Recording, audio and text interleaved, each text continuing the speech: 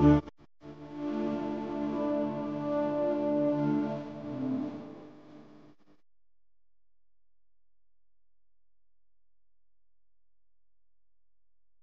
بالله من الشيطان الرجيم.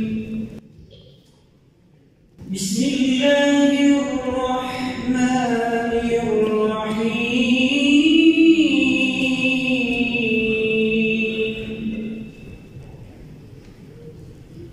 وأطيعوا الله والرسول لعلكم ترحمون. وسارعوا إلى مغفرة من ربكم وجنة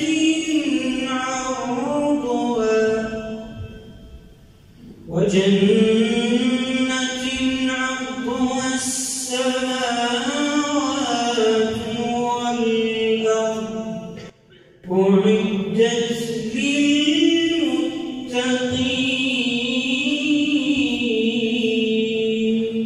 صدق الله العظيم.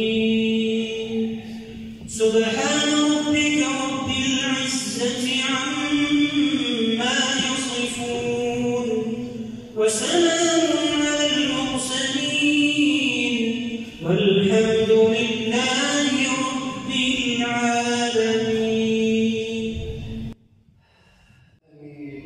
الحمد لله رب العالمين، والصلاة والسلام على أشرف الأنبياء والمرسلين صلوات الله عليه وعلى آله وأصحابه أجمعين.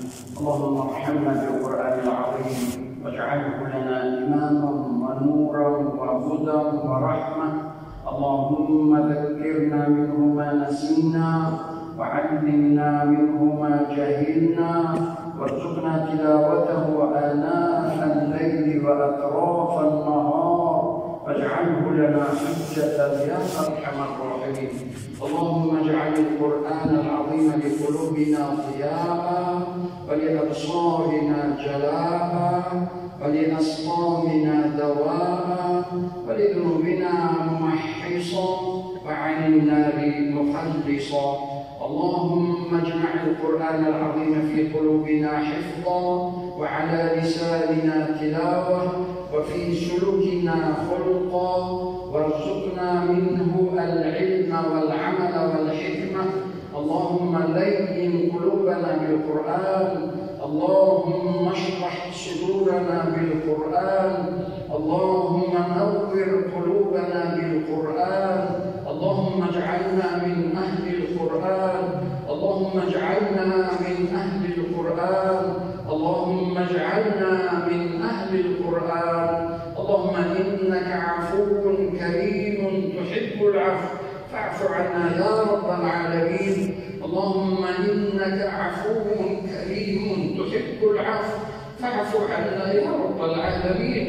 اللهم إنك عفو كريم تحب العفو فاعف عنا يا رب العالمين. اللهم ربنا ظلمنا أنفسنا وإن لم تغفر لنا وترحمنا لنكونن من الخاسرين. الرب شكرنا تمام نعمته، الرب شكرنا في ختم القرآن بإتمام رسوله، الرب شكرنا في رزق إن شبقات أمور رسوله، شكرنا إيمان، شكرنا هداية، شكرنا إسلام، شكرنا قرآن، الرب شكرنا کشور آرام، الرب شکرانه راهبرای خیرخواه این کشور و اسلام و مسلمین، الرب همگان را در کارهای خیر و عملهای صالح و نیتهای نیکشون کامیاب و موفقشون بگردان. خصوصا همه اونهایی که تمام مسجدها خدمت میکنند، این مسجد مرکز خدمت رو برای بشری کار سهم میگذارند، از اوستاها تا مهنت زحمتشان، صاحبکارانی که سهمگذاری و مبلغگذاری میکنند، همگان را پروردگار در عوض این خدمتهایشان برایشان عزت و برکت و سعادت این دنیا و آخرت نصیب و روزی بگردان. در عوض این همه خدمتهایشان رزق و روزیشان، کسب و کارشان، فرزند فرزندانشون رو برایشان با برکت بگردان، عزت و نصرت و پروردگار و عزیز این دنیا و آخرت بگردانشون و همه حاضرین رو کامیابی های دائمی، سعادتی ابدی و همیشه در تمام کارهای خیر، عملهای صالح و نیتهای نیکشان کامیاب و موفق بگردان. همه حاضرین را از بندگان صالح، از بندگان مصلح، از بندگان نیک و نکوکارت قرار بده. همیشه عملهای صالح و نیکی‌ها و نکوکاری‌ها نصیب و جمعون بگردان. پروردگار بیمارانمون را شفای کامل عاجل عطا فرما. پروردگار قرضداران و مشکل‌داران را از قرض و از مشکل‌ها نجات، در کسب و کار و رزق و روزی و اهل و خانواده و فرزندان برکت دائمیت نصیب و روزی بگردان.